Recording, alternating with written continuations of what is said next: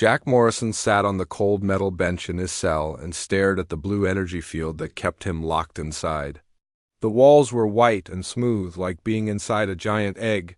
He had been in this place for 3 days now, and he still could not believe what had happened to him. 3 days ago, Jack had been doing his job. He was Earth's top trade negotiator, which meant he talked to alien species about buying and selling things. It was not the most exciting job in the galaxy, but Jack was good at it. He had spent 10 years learning how to deal with different alien cultures and their strange ways of doing business. The meeting had started normally. Jack sat across from 3 Zentari traders in a conference room on their space station. The Zentari looked like tall, thin humans with blue skin and 4 arms. They were known for being fair in their deals, and Jack had worked with them many times before. "We need more of your Earth coffee," the lead Zentari trader had said through his translation device. "Our people have developed quite a taste for it," Jack smiled. "Coffee was one of Earth's most popular exports. We can provide 5,000 tons per month. The price would be the same as our last agreement." The Zentari nodded with all 4 of their arms, which was their way of showing they were very pleased. "Excellent. We also have a new proposal. Our scientists have developed a water purification system that could help your desert regions."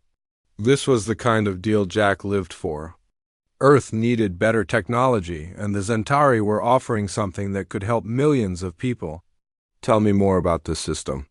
The Zentari trader pulled out a small device that projected images in the air. "This machine can clean any water source, even heavily polluted ones. It uses quantum filtration technology." Jack leaned forward to study the images. The technology looked amazing. It could solve water problems in Africa, Australia, and parts of North America. "What would you want in exchange?" "We need rare earth metals. Your planet has plenty of them, but we also want exclusive rights to market this technology in your solar system." Jack was about to respond when the conference room door exploded inward. 6 figures in black armor rushed in, carrying weapons that hummed with energy. Their leader pointed a strange gun at Jack. "Jack Morrison of Earth," the leader said in perfect English, "you are under arrest for violation of Galactic Commerce Code, Section 47B. Jack stood up slowly, his hands raised. "I think there's been a mistake. I'm a registered trade negotiator with proper permits." The leader's face was hidden behind a dark helmet, but Jack could hear the cold tone in their voice. "You are charged with attempting to engage in advanced technology trade without council oversight." The Zentari traders looked confused and frightened. One of them tried to speak, but another armored figure pointed a weapon at him. "This negotiation is terminated. All parties will remain silent." Jack felt his stomach drop. He knew about Section 47B, but he had never thought it would apply to him. The law said that primitive species could not trade for advanced technology without the Galactic Council watching over the deal, but humans had been trading independently for years now. "I need to contact my government," Jack said. "You will have a chance to speak with your defender once we reach the judicial station," the leader replied. "You have the right to remain silent. Any words you speak may be used against you in council court." They put strange metal cuffs on Jack's wrists. The cuffs felt warm and seemed to tighten themselves to fit perfectly. Then they led him out of the conference room and through the corridors of the Zentari station. Other aliens stopped to stare. As Jack was marched past them, some looked curious, others seemed afraid. A few pointed at him and whispered to each other. Jack had never felt so alone in his life. The council enforcement ship was huge and black, like a piece of night floating in space. Inside, everything was gray metal and bright lights. They put Jack in a holding cell with the same blue energy field he was staring at now. On his second day in the cell, a woman in a council uniform came to see him. She was tall and thin with pale skin and silver hair. Her name tag said, "Captain Lisa Parker." "I'm here to explain your situation," she said, standing outside his cell. "You're being charged with a serious crime against galactic law." Jack stood up and walked to the energy field. "I was just doing my job. Earth has been trading with alien species for decades. Captain Parker looked at him like he was a child who did not understand something obvious. Earth is classified as a primitive species. You are allowed to trade basic goods like food and raw materials, but not advanced technology. That's ridiculous, Jack said. We have space travel, we have our own technology. We've been part of the galactic community for 50 years.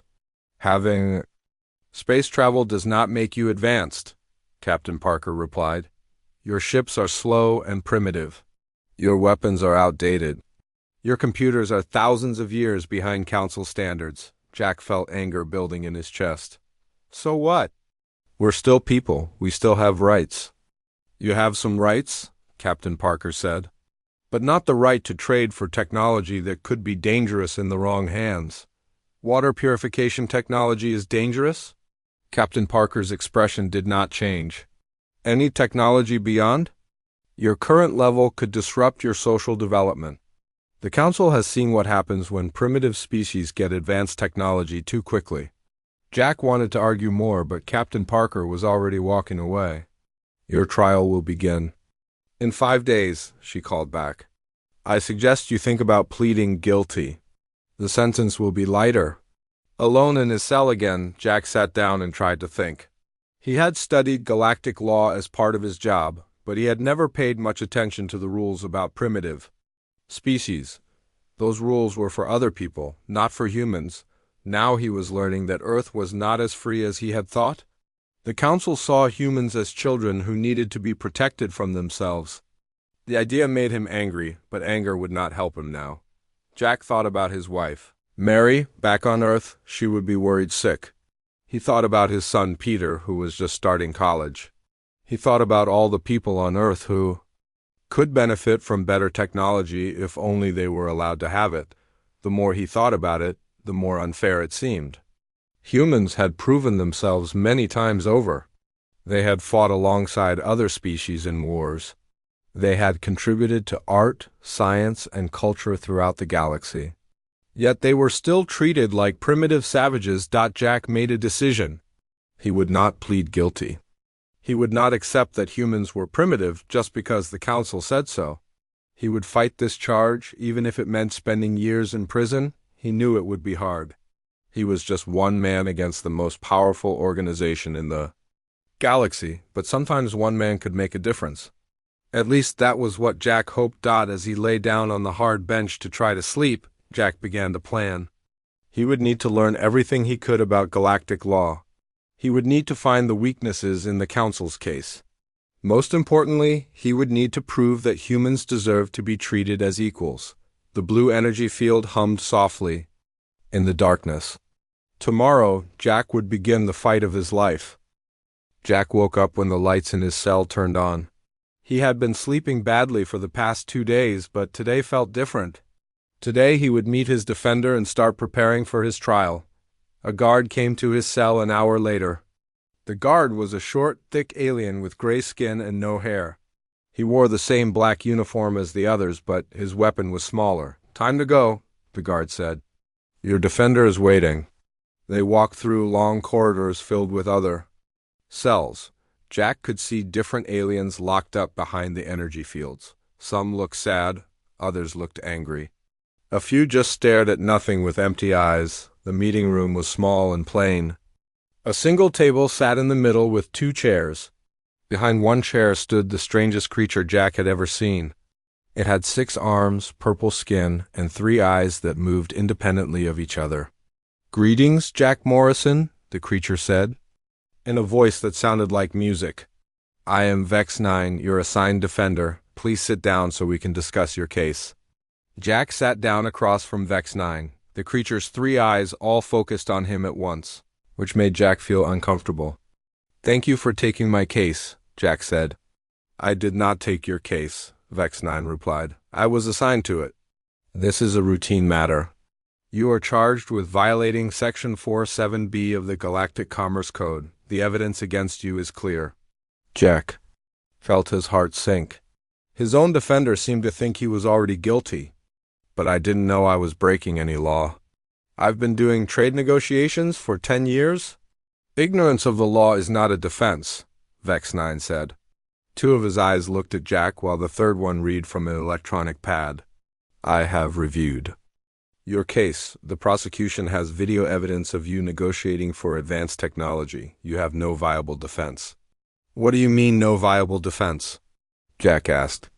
The facts are simple, Vex-9 explained. You are human. Humans are classified as a primitive species. You attempted to acquire quantum filtration technology. This violates Section 47B. The standard sentence is 20 years in a council prison facility. Jack stared at the creature. So you're saying I should just give up? I'm saying you should be realistic, Vex-9 replied. I can negotiate with the prosecution for a reduced sentence. Perhaps 15 years instead of 20. If you plead guilty and show remorse, they might agree to 12 years. 12 years of my life for trying to get clean water technology for my planet? Your planet has water, Vex-9 said. The technology you were seeking is far beyond your species' current level. The Council has good reasons for these restrictions. Jack stood up from his chair. I want to see the law myself. I want to read the exact words of Section 47B. Vex-9's three eyes all focused on Jack again. That is unnecessary. I am trained in galactic law. I can explain everything you need to know. I still want to see it, Jack said. Don't I have the right to examine the evidence against me? You do, Vex-9 admitted, but it will not help your case. The law is very clear. Then it shouldn't hurt to let me read it. Vex-9 made a sound like a sigh. Very well, I will request access to the legal database for you. But I warn you, it will not change anything. The guard took Jack back to his cell. 3 hours later, they brought him a small electronic device. The screen showed the words Galactic Legal Database in many different languages. Jack spent the rest of the day reading. The legal language was difficult, but he slowly began to understand. Section 47B was exactly what Vex-9 had said. It prohibited primitive species from trading for advanced technology without council oversight. But as Jack read more, he found something interesting. The law defined primitive species as those unable to achieve independent interstellar travel. However, humans had been traveling between star systems for 50 years. Earth had colonies on 3 different worlds. Jack kept reading. He found Section 1.2, which stated that any species capable of interstellar travel possessed inherent rights to engage in commerce. The two laws seemed to contradict each other. The next day, Jack asked for another meeting with Vex-9. His defender seemed annoyed when Jack pointed out the contradiction. Legal codes often have apparent contradictions, Vex-9 said. The courts have established precedents for interpreting these situations. Section 47B takes priority over Section 1.2. But why? Jack asked. Section 1.2 seems very clear. Any species with interstellar travel gets commerce rights. Because the Council has determined that your species is not truly capable of independent interstellar travel, Vex-9 explained. Your ships are slow and unreliable. You require assistance from other species for long-distance travel. Jack felt frustrated. So we're caught in a trap. We can't get better technology because we're primitive, but we're primitive because we don't have better technology. The system works, Vex-9 said. When your species is truly ready for advanced technology, the Council will reclassify you. When will that be? Perhaps in another 1,000 years, maybe longer? Jack stared at his defender. 1,000 years. That was 40 generations of humans who would be denied the chance to improve their lives. That's not acceptable. It is not your choice to make, Vex-9 said. Now, shall we discuss your plea arrangement? No, Jack said firmly. I want to fight this charge. Vex-9's 3 eyes all widened. That would be extremely unwise. You cannot win. Maybe not, Jack admitted, but I have to try. After Vex-9 left, Jack continued reading the legal database. He discovered that 17 other species had been classified as primitive in the past. All of them had eventually gained full commercial rights, but it had taken centuries for most of them. Jack also found records of previous court cases. Some species had challenged their primitive status, but none had succeeded. The Council's legal system seemed designed to maintain the status quo, but Jack noticed something else. The most recent challenge had been 300 years ago. Since then, no species had even tried to fight their classification. Maybe the Council had forgotten how to deal with a real challenge.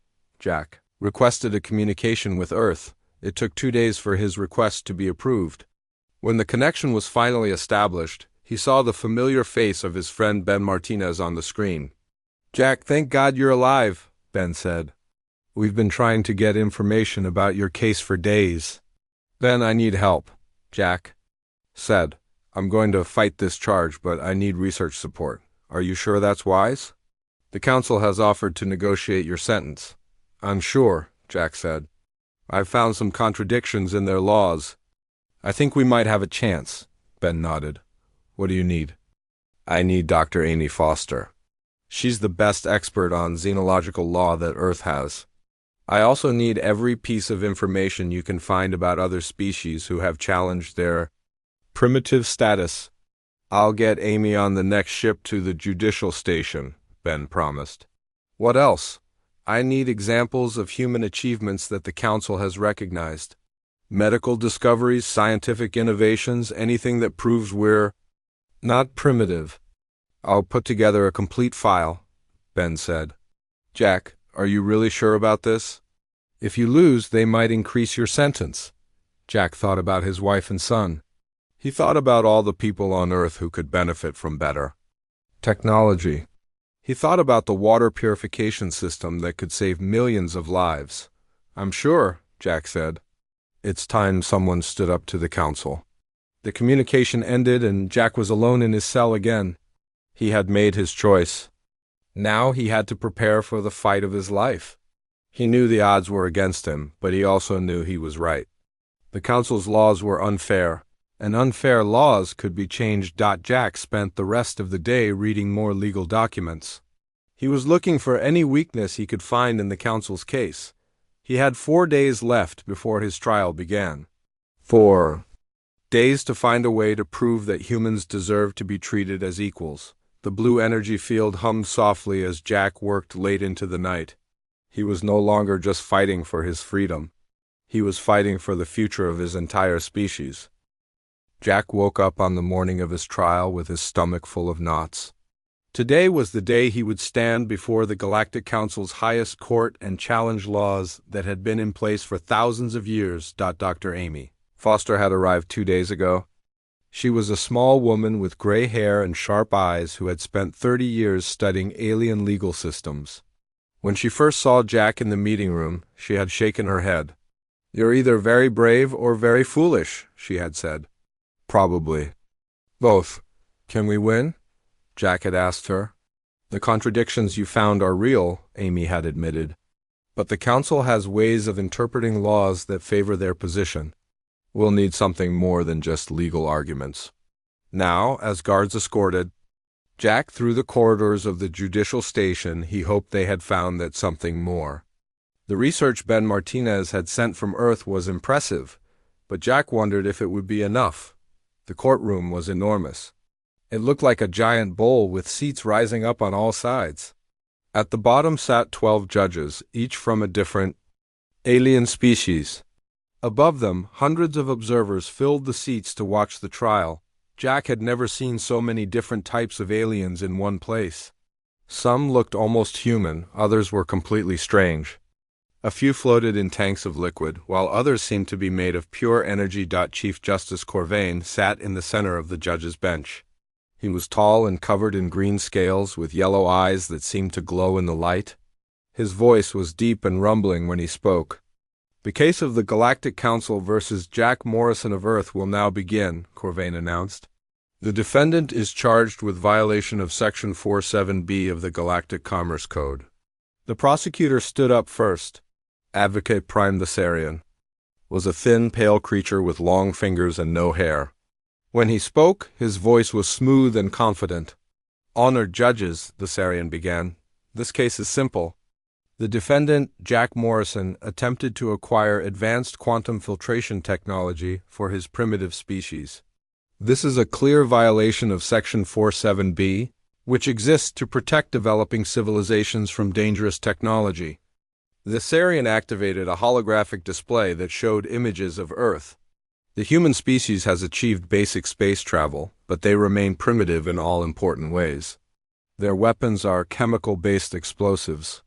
Their computers use binary code. Their fastest ships cannot exceed half the speed of light. The images changed to show human cities, factories, and military bases. Humans still wage wars against each other. They pollute their own planet. They have not learned to live in peace with their own species, much less others. Jack felt his face burning with anger, but Amy Foster put a hand on his arm to keep him calm. Section 47B exists because the Council has learned from experience, the Sarian continued.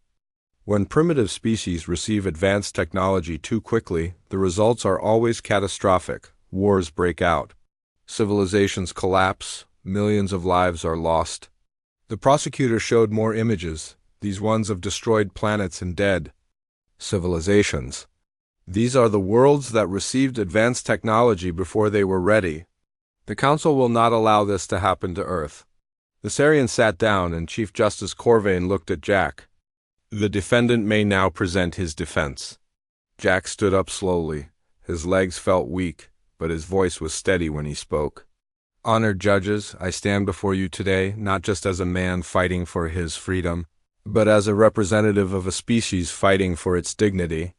He looked around the courtroom at all the alien faces watching him. The prosecutor says humans are primitive. He shows you our weapons, our computers, our ships, but he does not show you our hearts. Jack activated his own holographic display. The first image was of a human doctor working in a refugee camp. This is Dr. Ellen Gray. She spent 40 years treating diseases on worlds throughout the galaxy. She saved over 1 million lives using nothing but human medical knowledge and compassion. The next image showed a group of human engineers working on a massive construction project. These are the humans who helped build the peace station at Rigel. 7. When war broke out between the Andorians and the Telkari, humans worked for 3 years without pay to create a neutral meeting place. More images followed. Human teachers working with alien children. Human artists creating works that were displayed in galleries across the galaxy. Human scientists making discoveries that benefited all species. The prosecutor says we wage war against each other, Jack continued. This is true. But we also risk our lives to save strangers. We share our knowledge freely. We judge others not by their appearance, but by their actions. Jack paused and looked directly at Chief Justice Corvain. The quantum filtration technology I was trying to acquire would have provided clean water for millions of people in Earth's desert regions. How is saving lives a primitive act? Some of the judges were leaning forward now, paying closer attention. Jack could see that his words were having an effect. Section 47B says that primitive species cannot trade for advanced technology, Jack said. But Section 12A says that any species capable of interstellar travel has inherent commerce rights. Humans have been traveling between star systems for 50 years. We have colonies on 3 worlds. We have trading relationships with dozens of species. Jack's voice grew stronger. The Council cannot say we are capable of interstellar travel and incapable of interstellar travel at the same time. The law must be consistent. Advocate Prime the Sarian stood up. Objection. The defendant misunderstands the law. Section 47B takes precedence over Section 12A in cases involving primitive species. Why? Jack asked. Who decided that one law was more important than another? Show me where it says that in the legal code. The Sarian looked uncomfortable. It is established precedent. The courts have always interpreted the laws this way. Jack smiled for the first time since the trial began. But precedent can be changed. Laws can be reinterpreted. That's why we have courts and judges. Chief Justice Corvain's yellow eyes fixed on Jack. You claim that humans deserve full commercial rights. But the Council has good reasons for classifying species as primitive. How do we know that your species is ready for advanced technology? This was the moment Jack had been preparing for. He activated another holographic display, this one showing a woman in a white laboratory coat. Honored judges, I would like to present testimony from Dr. Patricia Wong, a human xenobiologist who developed a cure for Delton fever. The hologram of Dr. Wong began to speak. 3 years ago, a plague broke out on the Delton homeworld. The disease killed quickly and spread faster than any known pathogen. Delton scientists worked for months to find a cure, but the plague's genetic structure was unlike anything they had seen. The judges were listening intently now. Delton fever had been major news throughout the galaxy. I studied the plague samples using human research methods, Dr. Wong continued. By combining human genetic therapy with Delton medical knowledge, I was able to develop a treatment that stopped the plague in just 6 weeks. Jack stepped forward. Dr. Wong's cure saved 8 million Delton lives. But under Section 47B, she would not have been allowed to trade her knowledge for the advanced laboratory equipment she needed to develop the cure. The courtroom was completely silent. Even the observers in the seats above had stopped whispering. The council says humans are not ready for advanced technology, Jack said. But we are ready to use our knowledge to save lives. We are ready to work with other species as equals. We are ready to contribute to galactic civilization, not just take from it. Jack looked at each of the 12 judges in turn. I ask you, to judge humans not by our ships or our weapons but by our actions, we have proven ourselves worthy of your respect. Now we ask for your trust. Chief Justice Corvain nodded slowly. The court will consider your arguments. We will recess for deliberation. As the judges filed out of the courtroom, Jack sat down next to Amy Foster. His hands were shaking from adrenaline. How did I do? He asked. Amy smiled. You gave them something to think about. Now we wait and see if thinking is enough.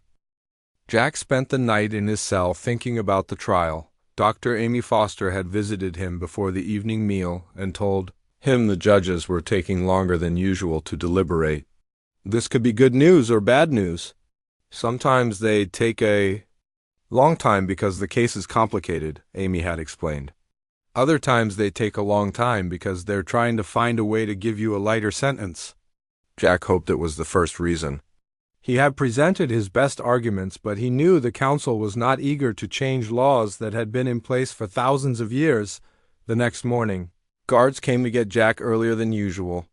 When he arrived at the courtroom, he saw that even more observers had crowded into the seats. Word about his challenge had spread throughout the judicial station. Chief Justice Corvain called the court to order. Before we announce our decision, the defense has requested to present additional evidence. We will allow this. Jack stood up, his heart pounding. This was his last chance to convince the judges. Honored judges, I request that the court provide complete records of all species classifications over the past 1,000 years. Advocate Prime Thessarian jumped to his feet. Objection. This information is not relevant to the current case. I believe it is very relevant, Jack replied. 1. Invoke the right of historical precedent as stated in Section 3C of the Judicial Code. Chief Justice Corvain's yellow eyes narrowed. The right of historical precedent has not been invoked in this court for over 300 years. Are you certain you wish to use it? Jack felt his mouth go dry, but he nodded. I am certain. Very well, Corvain said. The prosecution is required to provide the requested records. It took 2 hours for the council's computers to compile all the information. When the data appeared on the holographic display, Jack felt his hands start to shake. What he was seeing was exactly what he had hoped to find. Honored judges, Jack began. These records show that every species currently holding major positions in the council was once classified as primitive. The courtroom erupted in surprised voices. Jack waited for the noise to die down before continuing. The Zentari, who now control the largest trade routes in the galaxy, were classified as primitive for 400 years. The Andromedans, who serve as the Council's military advisors, were restricted from advanced technology for 600 years. Jack looked directly at Chief Justice Corvain. Even the Corvain species, whose member serves as Chief Justice of this court, were once classified as primitive. According to these records, your species was denied commercial rights for 200 years. Chief Justice Corvain's scales changed color from green to a darker shade. Jack could see that he was either angry or embarrassed. The pattern is clear, Jack continued. Species are kept in primitive status long after they have proven themselves capable. The system is not designed to protect developing civilizations. It is designed to protect the economic advantages of species that are already established. Dr. Amy Foster stood up next to Jack. If I may assist the court, she said, I have prepared a detailed analysis of these classification patterns. Amy activated her own holographic display. The average time a species remains classified as primitive is 437 years. However, species that possess valuable resources or strategic locations are kept primitive for much longer periods. The display showed a chart with dozens of species listed. The vegan system, which contains the galaxy's largest deposits of dilithium crystals, was kept primitive for 800 years. The Tau Ceti species, whose world sits at a crucial trade junction, was restricted for 600 years. Jack saw several judges shifting uncomfortably in their seats. This information was clearly embarrassing to the council. The most disturbing pattern, Amy continued, is that species classifications appear to be based on economic competition rather than actual capability. Species that could challenge existing trade monopolies are kept primitive longer than those that pose no economic threat. Advocate Prime the Sarian stood up again. Even if these patterns exist, they do not change the fact that the defendant violated Section 47B. The law is the law. Jack smiled. But which law? You keep saying Section 47B takes precedence over Section 12A, but I've been unable to find any written rule that says this. Can you show the court where this precedence is established? The Sarian looked through his legal documents. It is established judicial precedent. The courts have always interpreted the laws this way. Always? Jack asked. Or just for the past 1,000 years? Because according to these records, the interpretation of Section 47B has changed many times throughout history. Jack activated another display. In the year 2847, the court ruled that any species with interstellar travel automatically received commercial rights. This interpretation lasted for 300 years. The judges were paying very close attention now. Jack could see that some of them were surprised by this information. The restrictive interpretation of Section 47B only began in the year 3156, Jack continued. It was established by Chief Justice Vorthak, who ruled that primitive species needed protection from advanced technology. Jack paused and looked around the courtroom. But here's the interesting part. Chief Justice Vorthak was from the Rigelian species. The Rigelians had gained full commercial rights just 50 years earlier. They had used their new status to dominate the energy trade throughout the galaxy. The implications were clear. A species that had recently gained commercial rights had changed the law to prevent other species from competing with them. The restrictive interpretation of Section 47B was not created to protect primitive species, Jack said.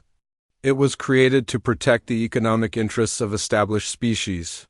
Chief Justice Corvain leaned forward. These are serious accusations. Mr. Morrison, are you claiming that this court has been enforcing unjust laws? Jack knew he was walking on dangerous ground, but he had come too far to back down now. I am claiming that the selective enforcement of primitive species classifications violates the Council's own founding charter. Jack activated one final display. The Council's founding charter, signed by all member species, states that the Council exists to promote equality, justice, and mutual cooperation among all sentient beings. It specifically prohibits discrimination based on species origin or technological level. The courtroom was completely silent now. Even the observers in the seats above had stopped moving. The current interpretation of Section 47B violates this charter, Jack continued. It creates a system where some species are considered more equal than others. It denies opportunities to species based on their origin rather than their capabilities. Jack looked at each of the 12 judges. I'm not asking you to give humans special treatment. I am asking you to treat us the same as every other species. Judge us by our actions, not by our technology. Give us the same opportunities that your own species received when they were in our position. Advocate Prime Thessarian made one last attempt. The defendant's arguments are clever, but they do not change the facts. Humans attempted to acquire advanced technology without proper oversight. This violates current law. Jack nodded. You're right, I did violate current law, but current law is unjust. Laws that are unjust should be changed. He turned to face the judges again. I have shown you that the classification system is discriminatory. I have shown you that the interpretation of Section 47B has been changed before. I have shown you that the current system violates the Council's own founding principles. Jack's voice grew stronger. The question is not whether I broke the law. The question is whether the law itself is broken. I believe it is, and I ask you to fix it. Chief Justice Corvain was quiet for a long moment. The court will recess for final deliberation. We will reconvene tomorrow morning for our decision. As the judges filed out, Jack sat down heavily in his chair. He had given everything he had. Now all he could do was wait and hope that justice would prevail over tradition. Amy Foster patted his shoulder. You did well, Jack. You gave them a lot to think about. Jack looked up at the observers who were slowly leaving the courtroom. Many of them were from species that were still classified as primitive. He wondered if his challenge had given them hope for their own futures. Tomorrow he would learn if one man's fight for justice could change the galaxy. Jack could not sleep that night. He lay on the hard bench in his cell and stared at the ceiling. Tomorrow the judges would announce their decision. Tomorrow he would learn if his fight had been worth it. Dr. Amy Foster had visited him one last time before the evening meal. She looked tired but hopeful. I've been talking to some of the other species representatives, she had told him. Your challenge has created quite a stir. Many of them are asking questions about their own classifications. Jack had nodded, but he was too nervous to feel encouraged. Do you think we have a chance? I think you presented the best case possible, Amy had replied. The rest is up to the judges. Now, as the first light began to filter through his cell's small window, Jack tried to prepare himself for whatever would happen. He had done his best. He had spoken the truth. Sometimes that was enough, and sometimes it was not. The guards came for him earlier than usual. When Jack arrived at the courtroom, he saw that it was packed with even more observers than before. Representatives from dozens of species filled every available seat. Some of them looked hopeful, others looked worried. Jack took his place at the defendant's table. Dr. Amy Foster sat beside him, and his defender Vex 9 sat on his other side. Vex 9 had been quiet throughout the trial, but now he leaned over to Jack. Whatever happens today, Vex 9 said, you have accomplished something important. You have made the council think about their laws in a new way. Jack was surprised by the kindness in Vex 9's voice. Thank you, he said. Chief Justice Corvain entered the courtroom with the other 11 judges. Their faces gave no hint of what they had decided. The courtroom fell completely silent as they took their seats. The court has reached a decision in the case of the Galactic Council versus Jack Morrison of Earth, Chief Justice Corvain announced. His deep voice echoed through the large room. Jack felt his heart pounding so hard he was sure everyone could hear it. This case has required us to examine not just the actions of the defendant, but the foundations of our legal system itself, Corvain continued. The defendant has raised serious questions about the fairness and consistency of our laws. The Chief Justice paused and looked directly at Jack. The defendant is correct that Sections 47B and 12A of the Galactic Commerce Code contain contradictory language. He is also correct that the interpretation of these laws has changed throughout history. Jack felt a small spark of hope, but he tried not to get too excited yet. More importantly, Corvain said, the defendant has shown us evidence that the classification system has been used in ways that contradict the founding principles of this council. Several of the observers began whispering to each other. Chief Justice Corvain raised his hand for silence. The evidence shows that species classifications have sometimes been based on economic considerations rather than actual capability. This practice violates our charter's commitment to equality and justice. Jack could see Advocate Prime Thessarian shifting uncomfortably in his seat. The prosecutor clearly had not expected this turn of events. Therefore, Chief Justice Corvain continued, this court rules that the selective enforcement of primitive species classifications violates the Galactic Council's founding charter. The courtroom erupted in shocked voices. Jack felt his legs go weak. He could hardly believe what he was hearing. Furthermore, Corvain said over the noise, we rule that any species capable of independent interstellar travel possesses inherent rights to engage in commerce as stated in Section 12A of the Galactic Commerce Code. The crowd was getting louder. Some of the observers were cheering, others were arguing. Chief Justice Corvain had to bang his gavel several times to restore order. The specific charge against Jack Morrison is hereby dismissed, Corvain announced. The defendant is free to go? Jack felt Amy Foster grab his arm. He turned to see her smiling with tears in her eyes. You did it, Jack, she whispered. You actually did it. But Chief Justice Corvain was not finished. However, this court's ruling goes beyond the fate of one individual. We hereby order a complete review of all current species classifications. The courtroom fell silent again. This was bigger than anyone had expected. Any species currently classified as primitive that possesses interstellar travel capability will be immediately reclassified with full commercial rights, Corvain said. This reclassification will take effect within 30 days. Jack could see representatives from 17 different species standing up and cheering. These were the species that would benefit from the court's decision. This ruling will have significant economic implications, Corvain continued. New markets will open, old monopolies will face competition. The balance of power in galactic commerce will shift. Chief Justice Corvain looked around the courtroom at all the excited faces. Change is never easy, but justice requires it. This council was founded on principles of equality and cooperation. Today we return to those principles.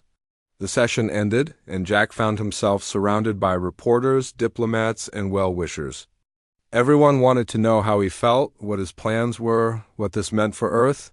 I'm just glad it's over, Jack told them. I hope this decision helps other species get the fair treatment they deserve. As the crowd began to thin out, Captain, Lisa Parker approached Jack. She was the council officer who had arrested him. Jack tensed, wondering if there was some problem. Mr. Morrison, Captain Parker said, I wanted to apologize. When I arrested you, I believed I was enforcing just laws. I now realize I was wrong. Jack shook her hand. You were doing your job. The problem was with the laws, not with you. My own species has been classified as primitive for 600 years, Captain Parker continued. Thanks to your challenge, we will finally receive the recognition we deserve. After Captain Parker left, Jack sat down in the empty courtroom with Amy Foster. The excitement was starting to wear off, and the reality of what had happened was beginning to sink in. So what happens now? Jack asked. Now the real work begins, Amy replied.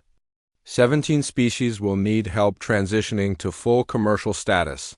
New trade agreements will need to be negotiated. The entire galactic economy is going to change, Jack nodded. And Earth? Earth will have opportunities we never dreamed of, Amy said, but we'll also have new responsibilities. We'll need to prove that we deserve the trust the court has placed in us. Jack thought about the water purification technology that had started this whole adventure. Now Earth would be able to acquire that technology legally. Millions of people would have access to clean water, but the implications went far beyond one piece of technology. Earth would now be able to trade for medical equipment, faster ships, better computers, and countless other innovations. The human race was about to leap forward by centuries. There will be challenges, Amy warned. Some of the established species are not happy about this decision.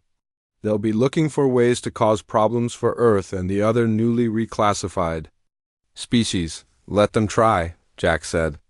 We've proven we can hold our own in their courts. I think we can handle whatever else they throw at us." As Jack and Amy left the courtroom, Jack thought about his wife Mary and his son Peter back on Earth. They would be so proud when they heard the news. More importantly, they would be living in a galaxy where humans were finally treated as equals. Jack. Morrison had challenged the most powerful institution in the galaxy and won. But his victory was not just for himself, or even for Earth.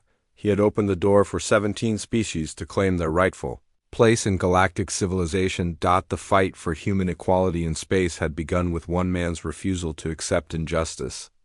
Now it would continue with an entire species working to prove they deserved the respect they had fought so hard to earn. As Jack walked toward the transport that would take him home, he smiled. The galaxy would never be the same, and that was exactly what he had hoped for.